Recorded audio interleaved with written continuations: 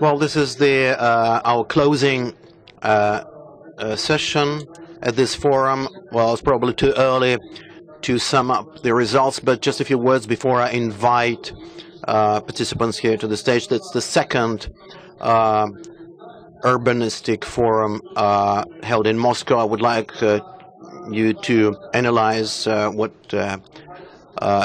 has been taking place here. So over the last 2 years, the urbanistic and the urban subject has become a kind of a fashionable subject.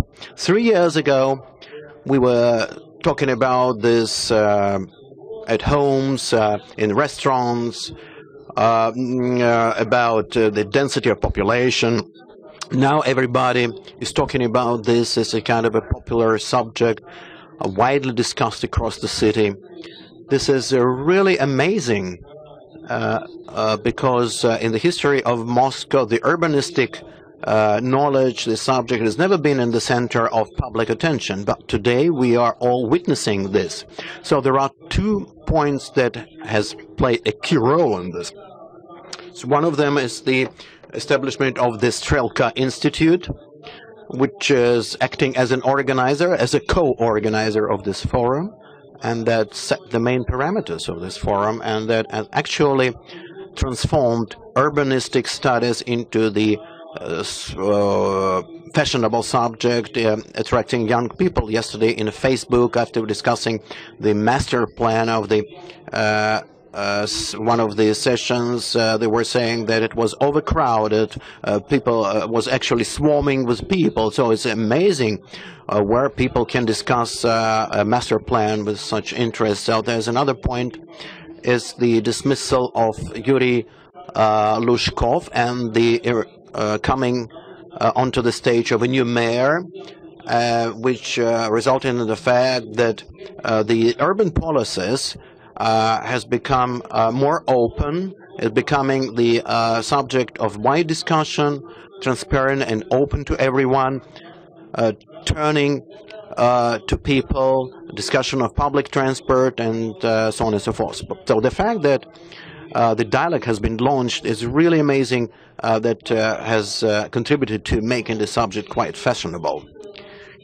So our closing session in this sense, in this context, is supposed to sum up the results of the forum, but in fact we have to probably to present the key event here, and I think Andrei Sharonov will tell us about the strategy of the development of Moscow up to 2020, not in the common shape of the approved strategy, when the strategy has already been approved and we're just telling people about this, but in the form, rather in the form of certain concepts that are supposed to be understood by everyone. So I think it's going to be quite interesting. So I would like to invite the speakers at this final closing session. Andrei Sharonov, Deputy Mayor of Moscow on economic policy issues. Tim Campbell, advisor to Mayor of London on the training of young specialists and entrepreneurial activities. Mr. Marioni, former Transport Minister of France. Hazem, Galal, partner at PricewaterhouseCoopers, Brazil. Gehl, it's a star of our forum. He was also starred in the previous forum, and we were really amazed by him. The architect, principal of Gehl Architects. David Erixon, program director of Strelka Institute for Media Architecture and Design, Sweden, board member of OAO Megaphone. So I'll give the floor to Andrei Sharonov now.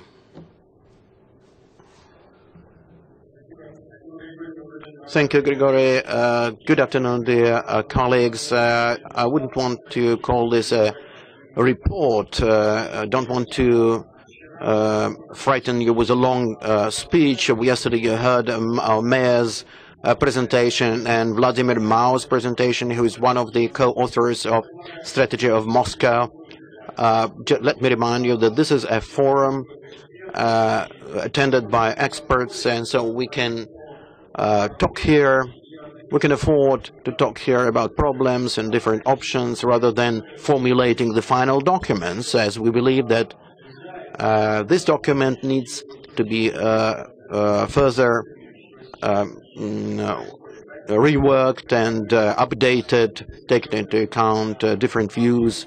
So I suggest that we discuss different problems and alternatives that have emerged and which have to be resolved one way or the other through the use of this strategy. So I would like to urge you to be co-authors of this document, and hopefully the post-forum agenda will enable you to participate in this, to contribute to this document and other documents, including the master plan and the general plan.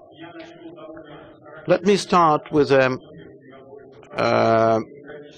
problem that's quite typical of many megacities, demographic parameters, despite the aging of the population and the kind of a birth rate growth. So we're talking about the disproportions about able-bodied and not able-bodied population. It's 50 to 50. It's one of the serious conclusions, which you are probably aware of. It's a kind of a major challenge to the country and to our megacities. The second problem is that Moscow is quite different from the rest of Russia in terms of income. The average income in Moscow is 2.2 times higher as compared to the average income across Russia. But Moscow is even more different in terms of differentiation of incomes among different groups of population, which is 4 times higher as compared to major cities, to the main cities in Europe. 4 times higher level of difference, the difference between different groups of population. There's another problem that was outlined yesterday, is a difference, a discrepancy rather, between the quality of life and economic opportunities. As we can see, that the highly skilled people working here who receive good salaries, I would say, they are voting with their legs, so to say. So trying to leave the city, taking into account not very high living standards and the quality of life. As we were saying, that in terms of economic potential, Moscow is among top 15 cities in the world, but as for the quality of life, it is at the end of a top 100 list of major world cities. So we're talking about this fight for brains, for talent, for innovation potential is not only in the world but in the city. We need to do something to retain and to increase the number of such people. So there's another problem which is not specifically Moscow problem, but due to certain specifics we feel this problem quite acutely here, is the insufficient level of education among the population and the demand on the job market. So as we try to develop skills to meet the demands of the new innovation areas, I think there's a kind of contradiction between kind of a low education level, which is on average, on a rather average level, I would say, and it's kind of hardly meeting the demands and the expectations of the labor market. It's not a problem is not only relevant to Moscow, but it's probably quite typical of the entire country. There's another problem which is quite traditional in Moscow, and we've seen some changes in this context, is the insufficient role of the local power bodies, local authorities in terms of civil management, in terms of reaching agreement on the urban policies and control over fulfillment of obligations assumed by the city authorities. So in a mega city with such high concentration density of population, it's impossible to exercise control from a single center. So therefore, we need to have a reasonable hierarchy and delegation of authority. I think that's a common practice as we're moving in this direction. But the services, the so-called open government, allow us to work in online mode, interacting with people, providing our assessment, evaluating such programs. But these are just the first steps that have been made in this area, and so we need to move further. There's one more important subject: the sources of financial wealth in Moscow. Looking compared to the budget, I think the situation is quite good. I'm knocking on wood at this point, but you know, well, in fact, talking about the budget fulfillment, it's virtually meets the forecast targets. But if you look at the budget structure and the last crisis outcome, we can say that 90% of the Moscow budget come from the tax collection. There are basically two taxes: company profit tax, income tax, and the physical income tax of citizens. So it depends heavily on the economic situation, and we saw that during the 2008 crisis, the Moscow income dropped much lower than the average income levels across the Russian Federation. The share of anti-cycle income, such as real estate, transport, and land income, accounts for a very small share in these figures, which makes us really vulnerable, which actually creates certain tensions from the viewpoint of guarantees and reducing the income in case of crisis that are allocated for investments. So there's another point that I wanted to mention here, the so-called barriers to businesses, to business developments. Well, so we need to, as I was talking about, this dialogue with businesses that we need to develop systematically, trying to lift the barriers to businesses and to simplify their interaction with the authorities. If you look at the doing business ratings, although Russia has managed to move up 8 points, but it reached only 112th place out of 150 countries in these ratings. So these ratings, although these ratings have been done for the entire country, but in majority of cases, these figures are taken from the figures for the capital. And this is quite a serious problem, and we are inherited in this sense the former approach towards investors. There is a queue of investors in Moscow. Moscow is a fantastically attractive region, as it was said in one of the films. We have so many bridegrooms here, so we've got so many investors here, just as the bridegrooms in these famous films. So we are trying to attract good investors with sizable amounts of money, especially in the area of innovation. There's one more position, is the low efficiency of land use within the city boundaries. On the one hand, we are complaining about high density. On the other hand, we have huge expenses, underdeveloped expenses with low concentration and low incomes per square meter of certain areas, certain land plots. On the other hand, we see quite high density, and the managerial capacity using the advantages of this density. So that's virtually all I wanted to tell you about. Let me tell you at this point that these are the contradictions that we are trying to resolve in our strategies, registering them as the reference points that will help us to say something quite definite, because we see the strategy is not a tool against something, but rather as a tool that will help us to create something And that's why I invite you to participate in this dialogue and working towards the strategy. Thank you.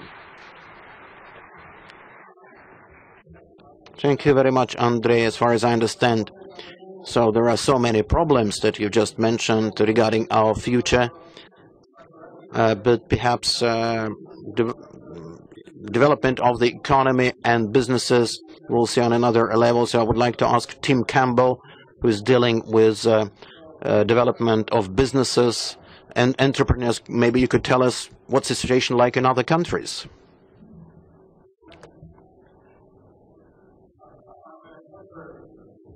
Thank you very much, and my name's Tim Campbell. I'm really pleased to be here this afternoon to speak to the forum here, and thank you very much for the Deputy Mayor in his speech. Coming from London, one of my tasks is to work with the Mayor of London, Boris Johnson, around supporting entrepreneurial activity amongst young people specifically. And what we find is that the way that we've been able to do that is really to focus on having a very strong educational system which actually puts out young people who are ready to take advantages of the opportunities that they see in their marketplaces. It was interesting in the forum that I participated in this morning. One of the visions that I thought may be one of the key strategies for the 2050 dateline that we have is to have a university in Moscow which is in the top 10 universities in the world. And I didn't think that was something that was anywhere unrealistic. And the reason for that is that if we can get the best and the brightest to come here, we will then have the businesses which will flow out of that. Contra to the point that the Deputy Mayor made about the place in the world of Moscow, there's a report that's just come out of Stanford University just last month, which actually has Moscow as in the top 20 place in the world to have a startup business, which I think should be celebrated. But for me, with the distance that's been travelled over the last 20 years, and the fact that I can come from London, walk around the Red Square and the Kremlin, and see market stalls and individuals making money right on our doorsteps, I'd like in the next 10 to 20 years, why can't we have us in the top 10? Why can't Moscow be in the top 10 where London currently sits at number 7? I may not get much applause going back to London saying that I want Moscow to be better than London, but I think there is the beauty with having an entrepreneurial mindset, and I have my own company in London where we turn over quite substantial sums supporting other entrepreneurs. Where we are with entrepreneurs is that we like to see opportunity. And wherever there is a chance to have some form of disruption which we can take advantage of, we will go to those places. Where there is a tax system and a government body which encourages and supports entrepreneurial activity, we will go there. And where we believe that we can create wealth is where entrepreneurs will go. Our mindset is incredibly positive, and what I've seen from the delegation and the conversations I had is an equal amount of positivity. What I'd like that to be supported by is, once again, making sure that we can talk to the next generation, the young people who are coming through, because unfortunately, according to my daughter, I'm no longer cool at the only young age of 35. We must be now looking for the next generation who are going to come through, who are going to take advantage of the benefits that we have here in Moscow. The final thing I'd like to leave the forum with is that if we don't, and I use the royal we, calling myself a Moscovite for 1 second, if the people of Moscow do not take advantage of the opportunities that are on their doorsteps, others will do. Because the beauty of capital, it doesn't care about states or flags or where money is. It just cares of where it can duplicate and be replicated. And I think what we have the ability to do with the changes that we have with the master plan is, as well as growing a city, is have a very strong entrepreneurial base, which is based right here to take advantage of those growth opportunities. Thank you very much.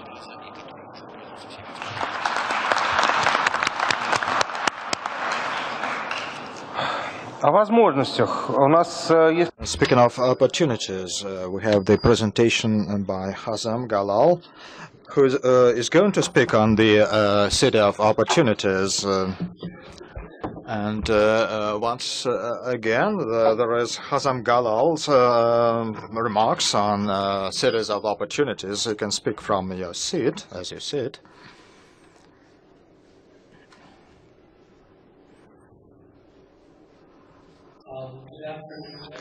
Добрый день, уважаемые участники. Я попрошу разрешения выступать стоя, поскольку у меня временной барьер. Если я буду сидеть, я просто, наверное, засну. И я 10 минут займу вашего времени и поделюсь некоторыми своими мыслями и идеями. Некоторые наши идеи были уже осуществлены в различных городах мира. Итак, что же представляет собой город возможностей, который учитывает все потребности, которые привлекает? So the first point I would like to start with is that nowadays strategic planning, comprehensive strategic planning for cities has become commonplace. If we were to, have this meeting 10 or 15 years ago, you wouldn't see the variety of cities that I have up there, in terms of emerging markets, OECD type cities, and some of the people in this room have been actually personally involved with the formulation of some of these plans. But the key point is no city can afford to develop in a sustainable way, economically, socially, and environmentally, without having strategic planning. And the good news is that Moscow, as the deputy mayor mentioned, is actually embarking on such an exercise. And the important thing is that there is a very strong and rigorous consultation process, so that this plan is actually developed with the participation of all the involved stakeholders. So all of this strategic planning, what is it going to lead to? You can see here a number of projects from around the world: greenfield, retrofits, urban regeneration projects from Skokovo to actually in Malaysia, to Porto Maravilha in Rio de Janeiro, Labasa in India. All over the world, there are either new cities being built or old cities are looking for some parts of the city that were abandoned, like beachfronts, port fronts, river fronts, that are trying to use more efficiently. Or is this what we might be faced with? More traffic? This is not Moscow, by the way, it's Tokyo. Or, informal settlements in some of the favelas, or, the slums, as we call them. So really, a city needs to manage its growth in a very sustainable way. And we argue that you need to start with a vision. That would be your starting point. What is it that the city wants to be all about? Okay, are we going to be a financial hub? Are we going to be a hub for logistics? What is it that the vocation of the city is going to be economically? Which sectors we're going to prioritize? And then there's a set of, a set of internal capabilities that the city hall needs to develop. These are the enablers. Leadership is very important. Branding is essential. Social intelligence, the ability to learn from others, managing your finances, and all of these other elements are part of the capabilities that a city manager and his team need to have. So you start with a vision, you develop these capabilities, and then you start optimizing your resources and investment in all of these different areas, whether it's social capital, infrastructure, culture and leisure, and so forth. And these become the ingredients or the building blocks of an integrated, sustainable development plan. And of course, you need to define metrics, milestones, and measures of success. What we do is that every year we look at 25 to 30 cities from around the world, and we start comparing them based on this holistic approach. We just actually published the latest one in October. We do it in conjunction with the partnership of New York City. And it's not about really who's placing first or second or third. It's about what is it that are some of the policy decisions that the more successful cities in some areas have managed actually to do, so that other cities can learn from. This is here a representation of the cities that were involved in the last edition. And you see that we strike a balance between developed cities and emerging cities. We strike a geographic balance. And most importantly, we make sure that when we are looking at all of these cities, we have centers of commerce and culture being compared. So what are some of the highlights that we've seen? First of all, this year, London has improved substantially. It's almost at a virtual tie with New York. Paris as well has been improving. Stockholm, Toronto, and San Francisco, the beta cities as we call them, have been up in terms of livability, continued, their leadership in terms of innovation. More importantly, and I've chosen two mega cities here, Moscow and Sao Paulo. I currently live in Brazil, so that's why I chose Sao Paulo. Moscow really has an amazing performance with respect to foreign direct investment. It is ranking number 5 according to the Financial Times data. So despite of all of the issues that some of you living here in the city might want to think about the glass being half empty, investment and investors are voting with their feet and their money and are coming to Moscow. So you can imagine how even more successful it can be if some of the shortcomings of the city, like urban mobility and some of the other, you cannot change the weather, that's a given. We're not going to do anything about that. But some of the other issues that are being addressed through the current strategic plan would definitely help Moscow's performance. Sao Paulo, on the other hand, had a great window of opportunity because of the World Cup in 2014, but they did not leverage this opportunity to address the problems with respect to urban mobility and so forth. So with the World Cup coming to Moscow and other cities in 2018, you might want to think about how is it that you're going to leverage this event with a fixed date to actually catalyze some of the investments, some of the projects and the programs that you have. These are the different categories and the top 3 cities, some of the usual suspects like Stockholm for intellectual capital and innovation, technological readiness in Seoul, and so forth. Ease of doing business, you see Singapore, Hong Kong, and New York in terms of cost and so forth. So again, going back to the initial premise, you really have to look at a city in an integrated way and look at all of these different dimensions for businesses, citizens, and visitors. Leading cities actually do take into account some of these findings. This is the city of Stockholm featuring, how well they've done. And it's easy to actually do this if you've performed well in the report. What is actually more challenging is for those cities that use this as an autocriticism and use this as a way of seeing in an objective way what are some of the improvement opportunities. But even those cities that may appear to be leading, you want to make sure that if you're successful today in one category, in this case I've taken the Stockholm example, which was the leading city in intellectual capital and innovation, and then you look at some of the lead indicators, like how well are my students in my schools K-12 doing in math and science. And in this case, Stockholm is not doing very well. So current success will not guarantee you future success. And when I made that remark to the deputy mayor, last time I was here for the Open Forum Innovation, the deputy mayor of Stockholm, she said, "You're absolutely right. This is something that we are concerned about." So the key message is cities should not take this current success for granted. Here are some of the things about Moscow that I mentioned in terms of its ability to attract FDI.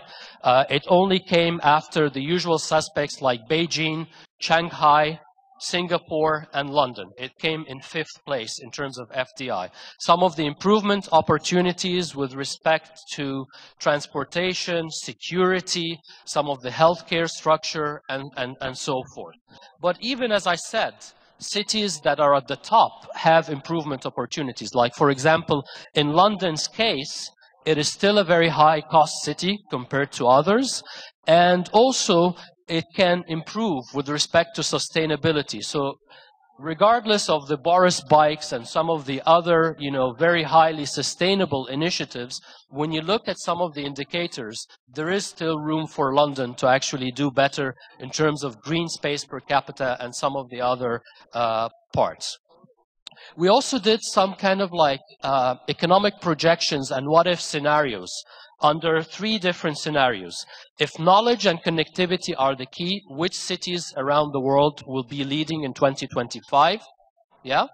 If quality of life is the main driver of why talent would locate in a city or another. We have a different set of leading candidates.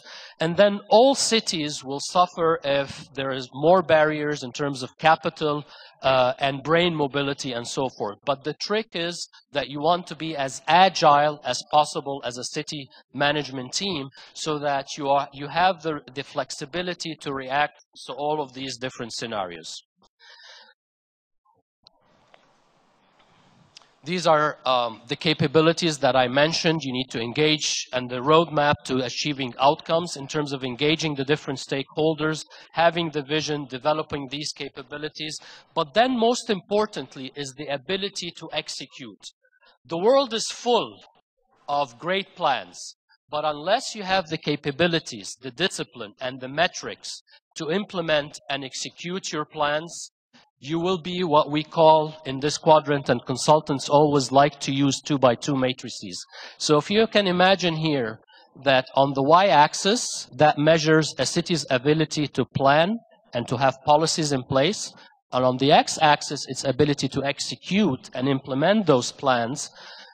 We have a lot of cities around the world that are dreaming. They make great plans, but they never really implement them. They stay in the shelf or in a drawer somewhere. We have a lot of other cities that are actually adventurous or gambling cities. Those are the cities that do things first. They have large mega projects, and then they say, well, why is it that we're doing these infrastructure projects? Which part of a plan is this? And of course, where everybody wants to be is that you want to be in that top right-hand quadrant where you're actually a city of the future, you plan well, and you execute well. And I usually conclude this presentation by taking a show of hands to ask where people think the city is. But so, who thinks that Moscow is in the dreaming quadrant? Who thinks that Moscow is in the adventurous quadrant? See more hands. Who thinks Moscow is in the cities of opportunity quadrant already? So you're already there. I think, Deputy Mayor, you have a very easy job to convince people that you're there. Thank you very much for your help. Thank you very much. Thanks. Thierry, Gini Mariani will speak of the Greater Paris, and we spoke of the conglomeration, and we were so much inspired by the experience of Greater Moscow that we decided to expand Moscow onwards. Probably it will be our opportunity for future, but first we'll listen to your presentation of Greater Paris. Thank you. In less than 5 minutes, I want to tell you some words about the French experience of Great Paris. As a former Minister of Transport in France and President of the association, the Dialogue Franco-Russe. My presence here is indicative of the involvement of France in the project of the Greater Moscow, since there will be French architects involved in this project that shares the same goals as the Greater Paris one. You know better than me that for 10 years, the number of vehicles circulating in Moscow was multiplied by 4. Like Paris, you face the problems of traffic and congestions exacerbated by the development of skyscrapers, concentrating traffic on some neighborhood. I would like in some words give you the main characteristic of the Greatest Paris example. The Greatest Paris project was born in 2008 at the initiative of the former French President Nicolas Sarkozy. This project is based on the following observation. The capital region had a huge potential, but only few was exploited. Nicolas Sarkozy made a strong commitment to make Paris a world city, a model of sustainable city. This project focuses on 4 directions, including transports, and I insist about transport because we were thinking that it was one of the conditions, the public transport of the success. First, the project provides exceptional investments of 33 billion euro between 2010 and 2025 in public transport within the region of Île-de-France in order to renovate and modernize the existing network, in particular the regional express network, which connects the suburb to the capital, to improve the coverage of the country with the launch of the greatest Paris Express, which is a unique project of bypass by automatic subway and representing a network of around 175 kilometers from the capital to open up of the region. Accelerate the development of the major economic and urban poles. The Greater Paris Express will link international airport, the central of Paris, the main urban, scientific, technological, economic, cultural, and sports center in the region.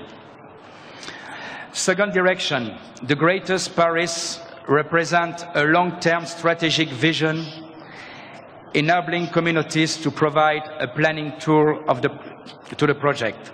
Third, the greatest Paris is at the service of the economic influence of the capital region by creating at the east of Paris a center of industrial and scientific excellence, building in the south of Paris a valley of biotechnologies, and creating center of excellence in strategic geographical areas, such as around the creative industry of Plaine Saint-Denis, the one of aeronautic at Le Bourget, and around the trading economy at Trustee.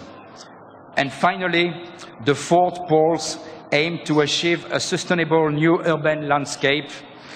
To make of the Great Paris a powerful world city, it is essential to build a new urban landscape that will bring closer all together, homes, walking, and leisure places.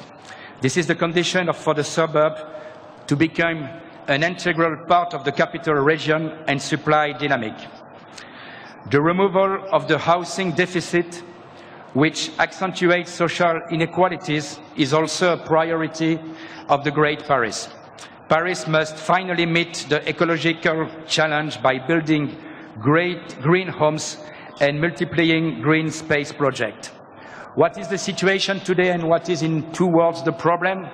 Of course, the problem is about finance, but maybe the most important problem, and I think you won't have this problem in Moscow, is that the center of the decision is divided in this part of France between the city, between the department, between the region. As you know, the geographical area of Paris, in fact, is very little, because after that it's the administration not in Paris, but the city of the suburb. And maybe the condition of the success now, of course there is finance, but we must find the key to have a central organization and a central decision. And if we find the solution, maybe the Great Paris will be a success. Thanks.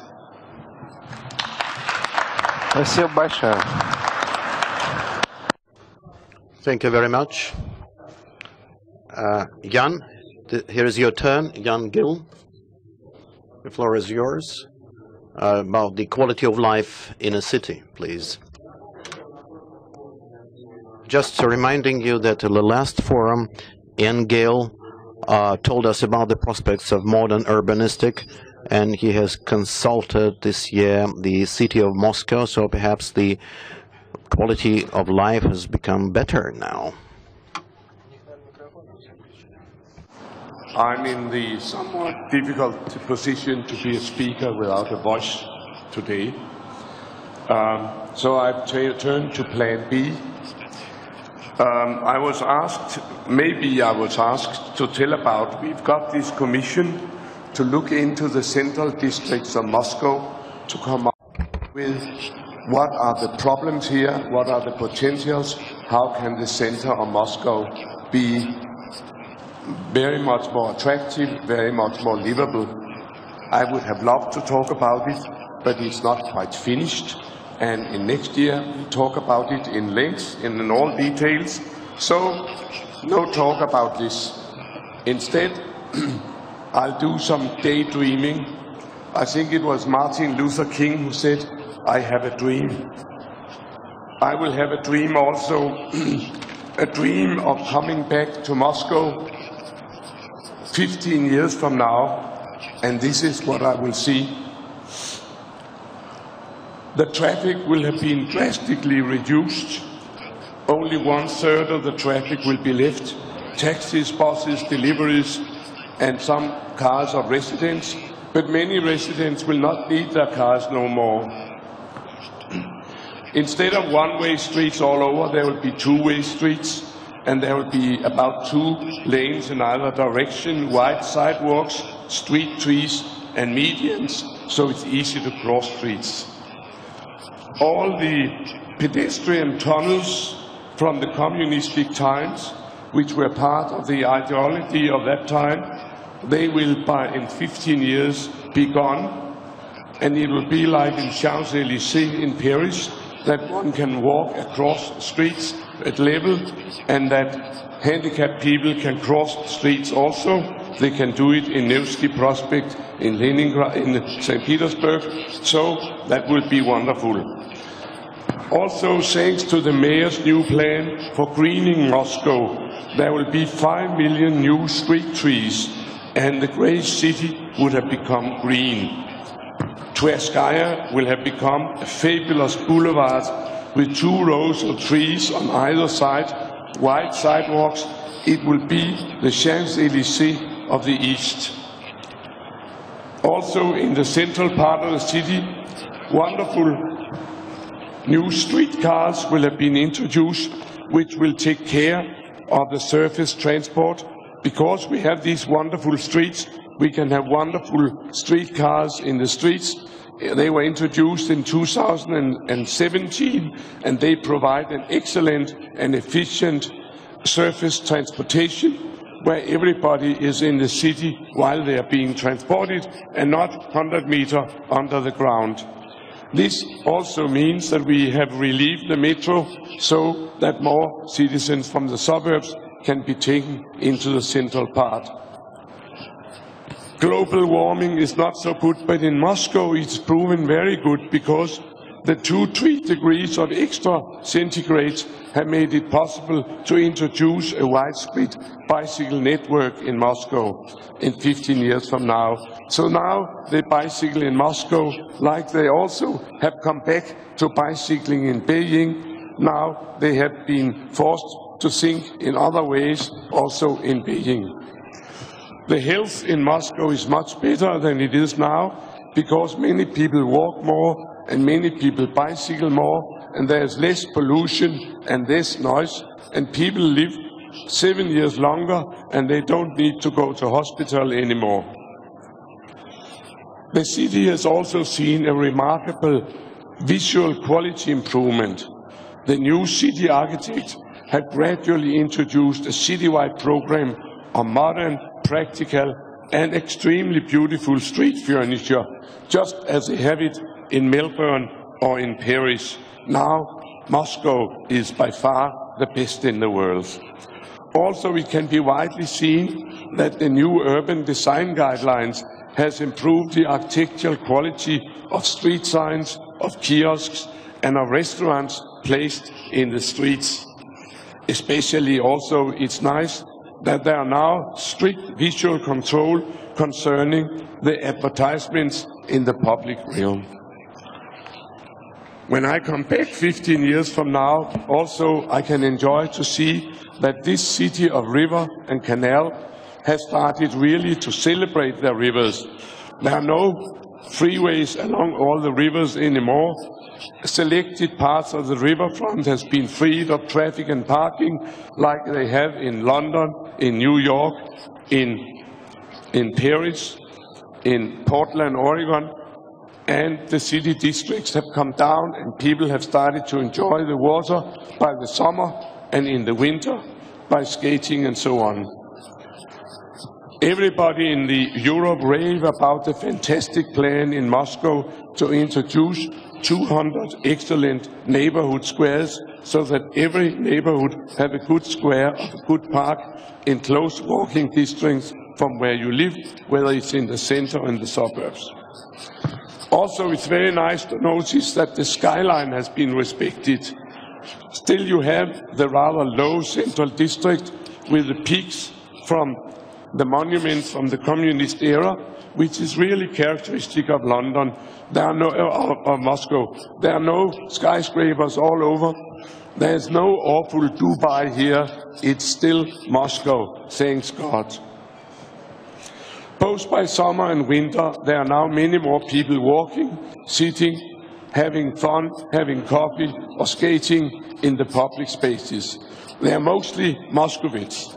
But also there are more and more people coming in from the rest of Russia to see the fabulous capital, and people are streaming in from overseas to enjoy the new Moscow, which is a fabulous city.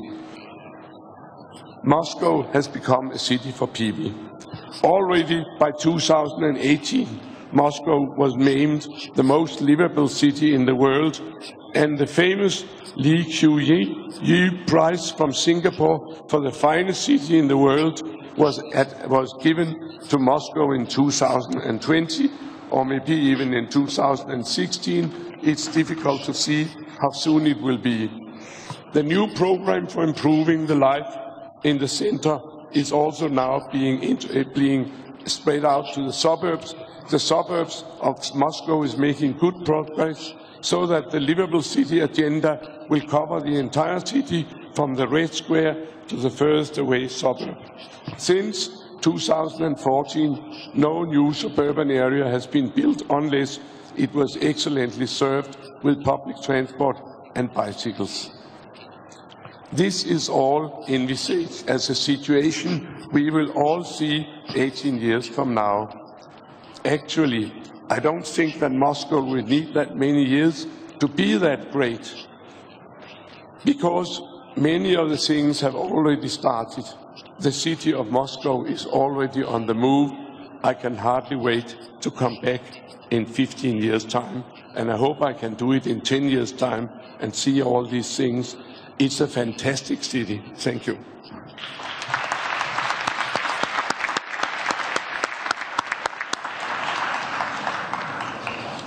Let me tell you that after the last presentation made by Gehl, I ceased to use my car, and I'm now riding my bicycle, which I'm using all year round. So I think the city has changed beyond recognition in the recent time, and I think in the nearest time we'll have to advertise this idea as broadly as possible. There were some crazy ideas about further developments, and in the morning I wanted to ask David Revzin to present some results of the session.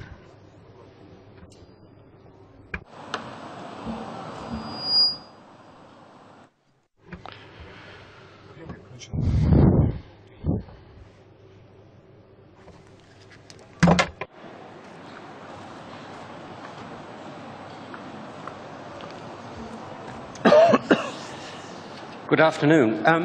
This morning we ran a really interesting session, which I would say was very much in the spirit of Jan's speech. We got together a number of people that has been here during the forum, 47 of them, and we brought them into a room for 3.5 hours, and we discussed what Moscow could look like at its best. And it was a mixture of people, experts, people from the government, people from abroad, people obviously here from Russia and Moscow, and it was hosted by our vice mayor. And what we attempted to do is really to start this dialogue that many in the panels already mentioned, to start to bridge the gaps between the various interest groups involved in shaping the city, from political to business to social to educational, etc. And of course, all of these people were represented this morning. We also tried to do this in a different shape, because usually in here at the forum, the common shape is that you have people like me standing up talking for a bit, and then another person like me standing up and talking for a bit, etc. But we tried to do it a little bit more in a workshop style, which was based around discussion, learnings, and actually listening to each other. So a dialogue form of way of doing this. And there was a number of questions that we were particularly interested in. And we were interested in the things that are actually really working and really good about the city already. The method that we used, see here, you can change it. There you go. Now, usually when we talk about urban planning and when we talk about cities in general, and particularly when we start to talk about megacities, because it's something quite frightening in the concept of a megacity, our attention immediately goes to everything that is wrong about it. We're so trained as well to live in this critical mindset where everything we see is the problem. And we start to look at what's not working and what needs to be improved. So usually this is kind of the way that we're framing our crisis. It's a crisis of threat. Unless we do something, the problem is going to get bigger. So what we decided to do was not to do that.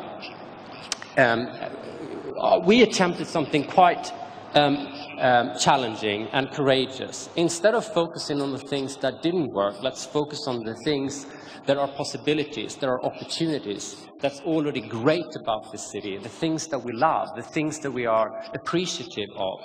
And what we did was that we showed a methodology, we used a methodology which is called appreciative inquiry. So instead of looking at the city as a problem that needs to constantly be solved, we were thinking about the city as this amazing mystery that we should embrace and make the most of, and deliberately create together the various people that have a vested interest in the city.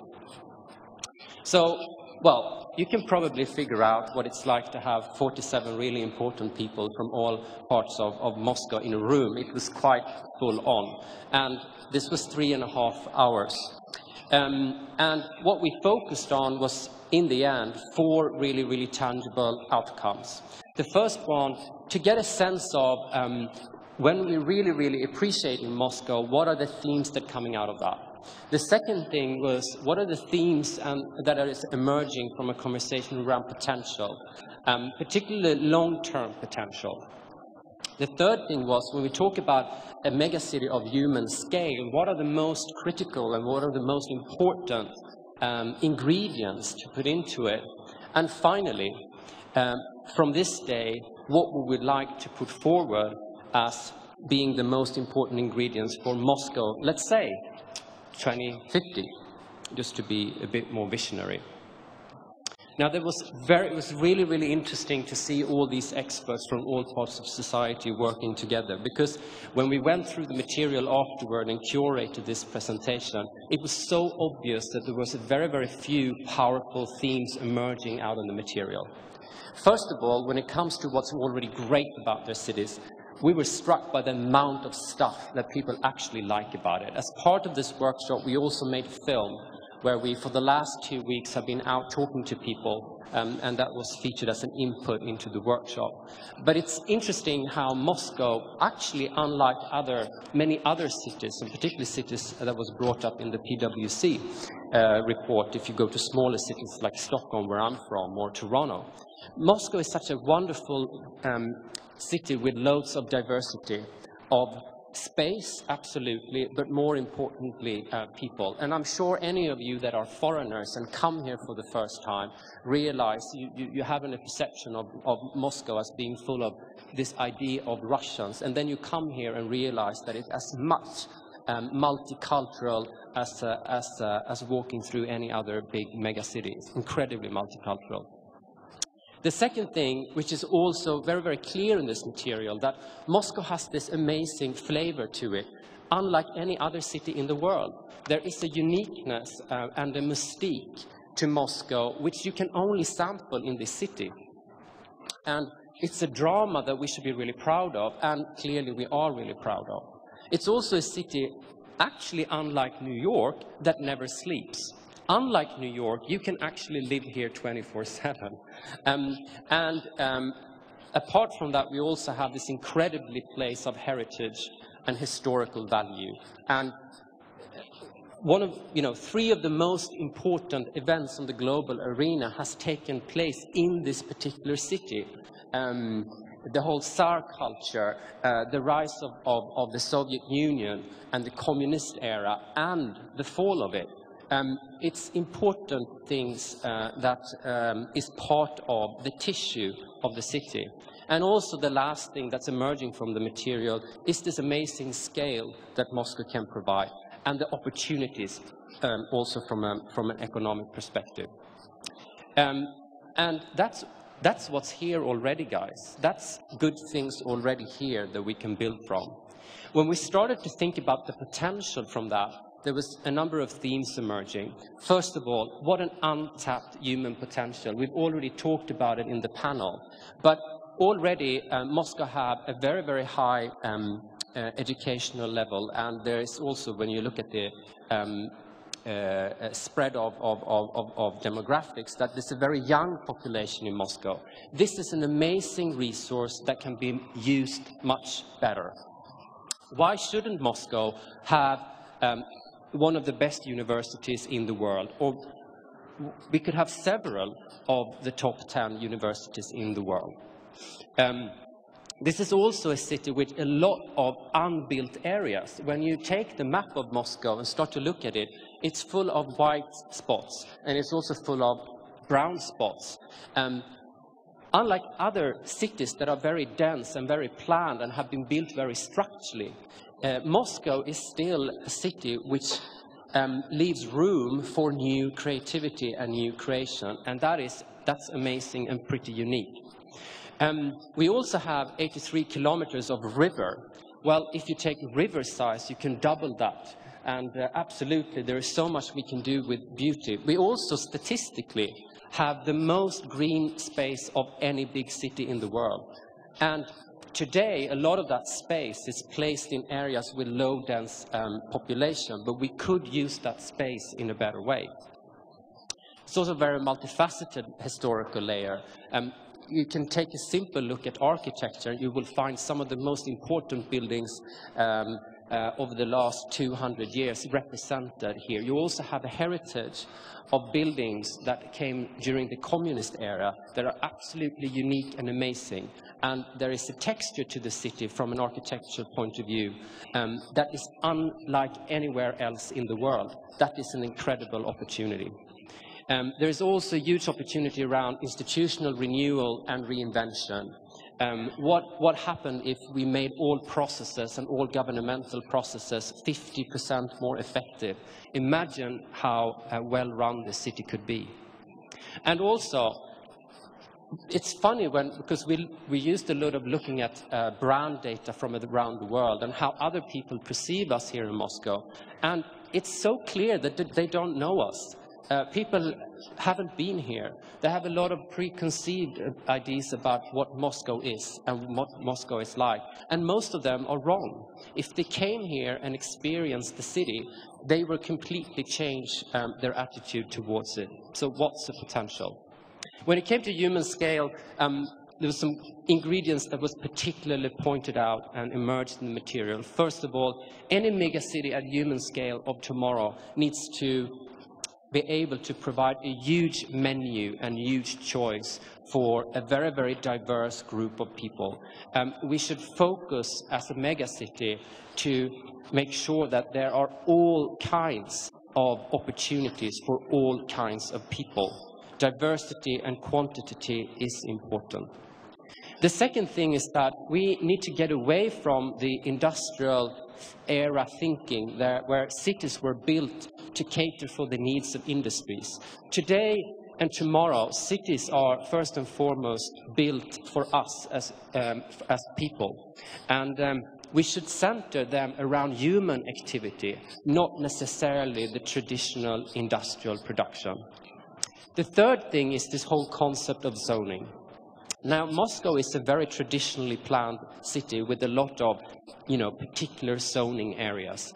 But today, there's such an opportunity to create space that is much more multifunctional, where we also take into account the locality of space, where we don't have to have one city center. We can have many city centers, and we can allow for multiple markets, multiple powers within the city, and allow those to grow.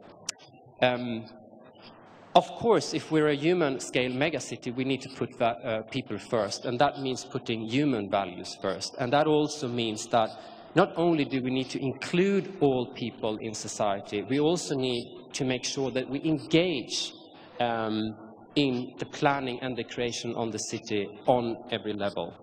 Now, finally, what I want to talk about was some of the ideas that emerged around Moscow 2050. The first one, of course, is an enormous, an amazing opportunity to actually have an enlarged Moscow, particularly through the smart use of space, including the white space and the brown space, the green areas, having a much more modern and progressive approach to how we zone stuff. We don't have to think that the center have to be in the middle of the city. There can be multiple centers, there can be multiple use of space. We can really use riversides, and we can really use green areas. Moscow 2050 is also a city that is open to the world. And not only is it a city that is welcoming and is open to people outside of Moscow, so other people that lives in Russia, it's also open to other people from outside of Russia. But it's not enough. We also need to be in urgency to come here. We want people at this point to go, we want to experience the amazing transformation that has taken place in this great city and great place. Also, we believe that at this point we will have a reversed brain drain. Instead of creative, talented, smart young people moving abroad, they're moving to Moscow. They're moving to something because here's where the economic opportunity, the social opportunity exists. And also there is an important role for Moscow, not only in Russia, but in the rest of the world, that there is a force for good. There is something unique that Moscow can contribute to, that everyone can benefit from. And lastly, we are very, very proud of the things that makes us special and our own little peculiarities. We are not trying to be Paris. We're not trying to be New York. We're not trying to be anyone else. Yes, we will learn from others, but by the end of the day, we will make it our own way. Thank you.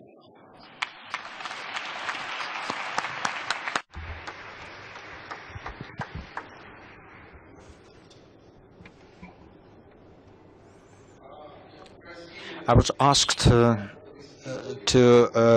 draw a brief summary of the forum. It's a good idea that the 2 days of our deliberations can be really summarized. Personally, I was not present at all the sessions, but still, I'm going to share a couple of ideas with you.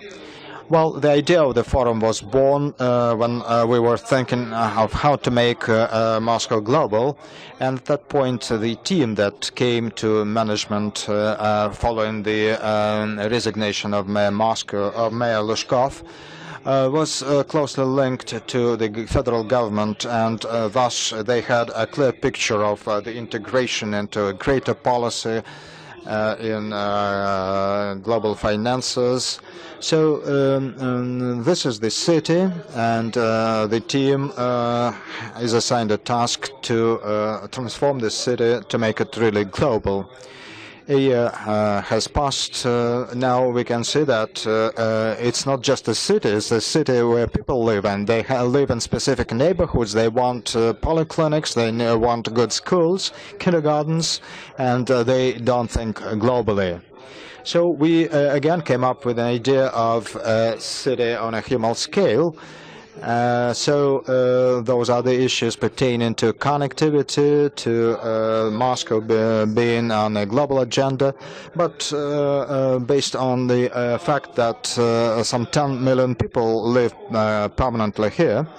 And at the Strelka forum, we try to assess all those approaches, and we thought that the majority of existing mega cities most of them resulted from the development of industries, and so there are huge enterprises, and 300,000 people had to come to work on a daily basis, and then it triggers the appearance of healthcare system and other things. But in post-industrial era, people don't have to move on a daily basis so far, then on the scene come some free individuals that cannot be forced to go there, but that can be lured into doing something. But for that end, we need to provide them some comfortable services, a good quality of life, and those are the key issues. But still, development is the key issue. So Moscow is to be transformed to some new identity by 2050. And at the forum, we actually thought that we would have to do something about the master plan and to make it more creative and flexible, featuring various approaches. What will happen to education system, public transport, and we discussed all those questions at various sessions, and many two experts made their contributions. Personally, I don't think that today is enough to come up with clear-cut recommendations for the city government. So the Strelka group will continue working on that, and the expert magazine is going to make a report for the Moscow government. Besides, Moscow government and expert community may continue their collaboration on a number of issues after the forum. I would like to emphasize two things. When the development is clearly industrial-based, so that we can travel from point A to point B by just starting an engine. But when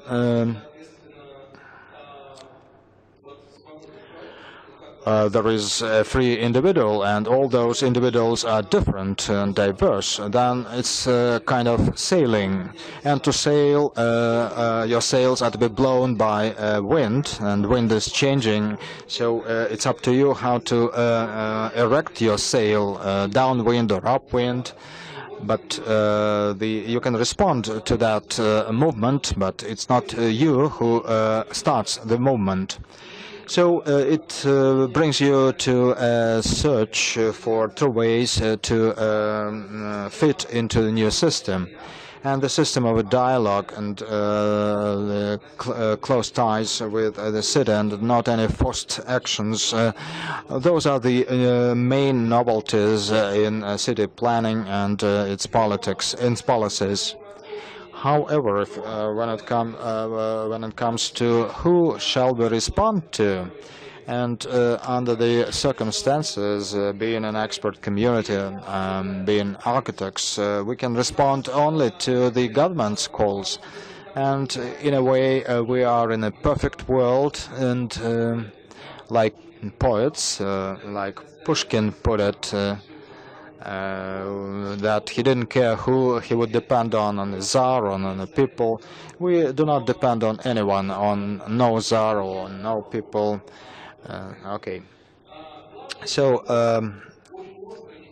what Moscow lacks most of all, or what is not felt here, is the community, neighborhoods, and those are the citizens who are connected in a way, and we help them be connected.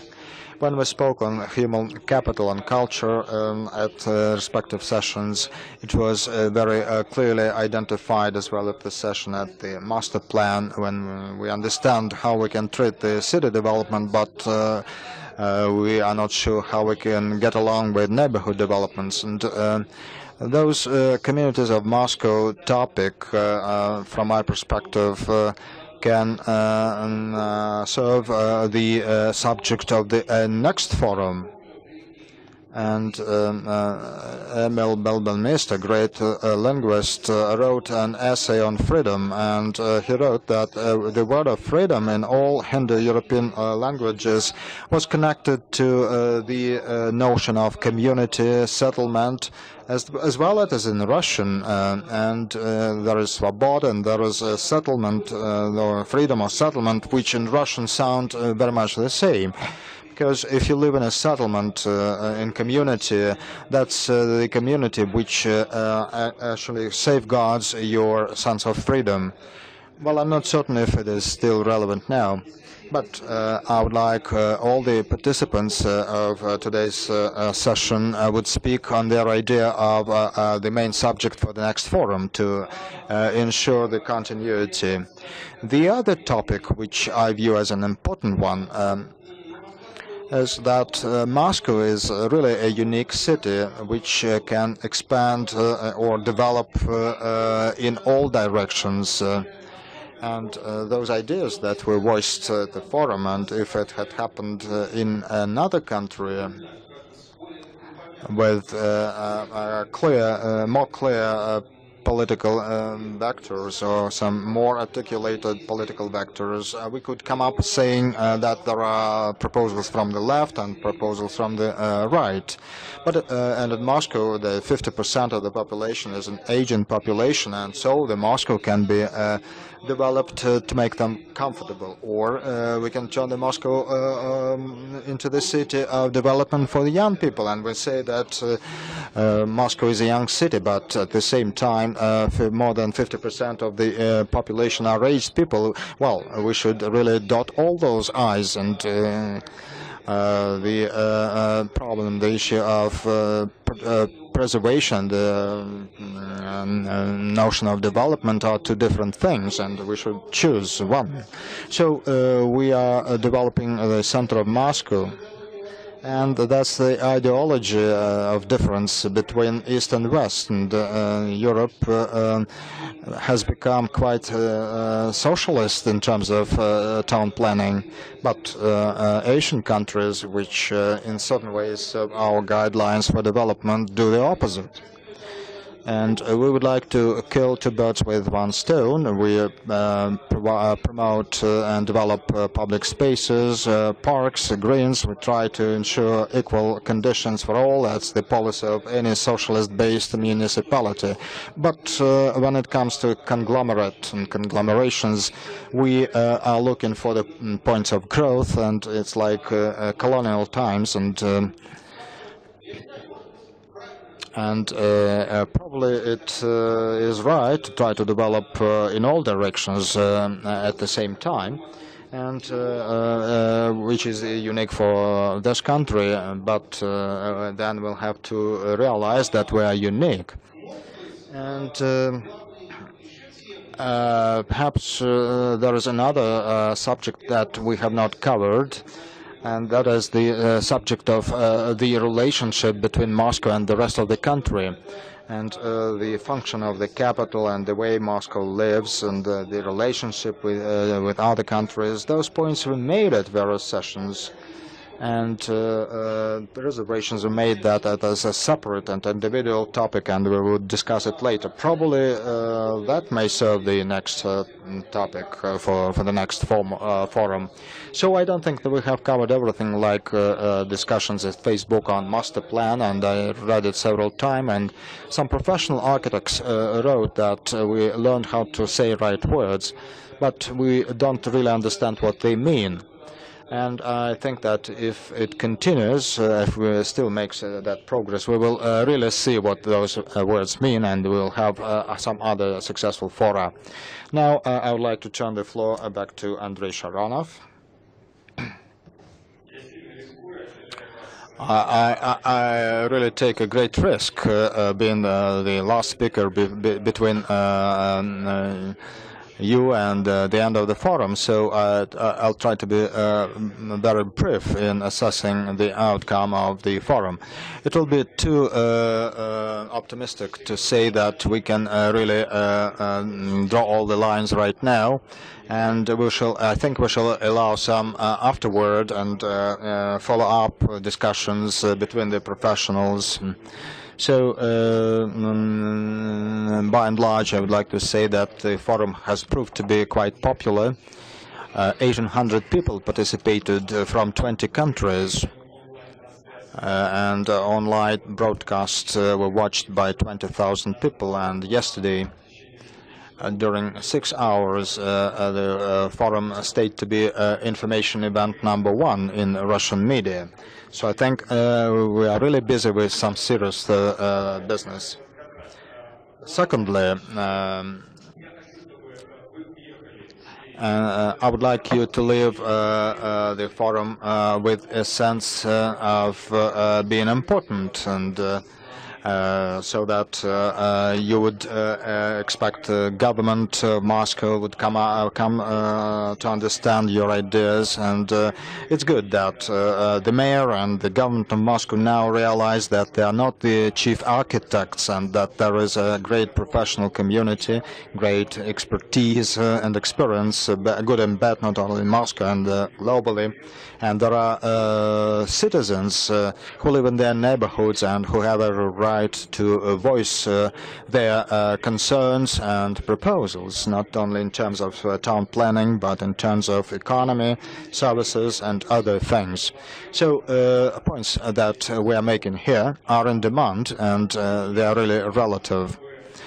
For me, it's important that you, apart from being experts, would become the ambassadors of goodwill, as the diplomacy reads, so that other people could see Moscow through your eyes and your opinions, so that they would see what Moscow live with, and that Moscow is an open city, and Moscow is ready to listen to you. And I would like to end that conference on that note, and I would assure you that the conference must go on. Thank you.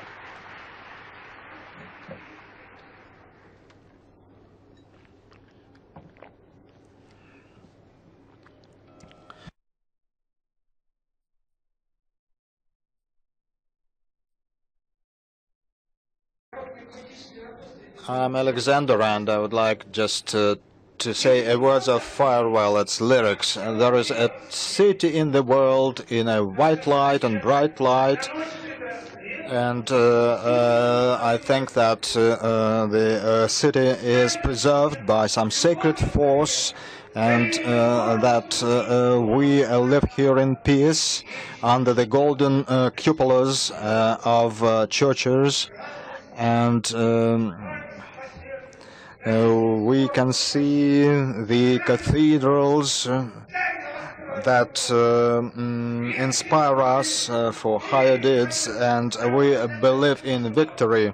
And let the tolling of the church's bells will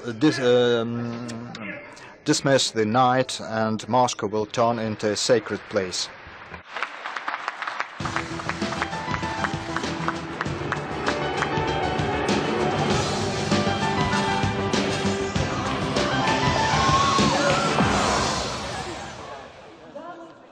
Дамы и господа, благодарим вас за участие в Московском урбанистическом форуме. Ждем вас в следующем году. На выходе просим вернуть оборудование синхронного перевода. Всего доброго! Ladies and gentlemen, we thank you for your participation in the Moscow Urban Forum and look forward to you joining us at next year's forum. Please do not forget to hand in your simultaneous translation equipment as you leave. We wish you all the best.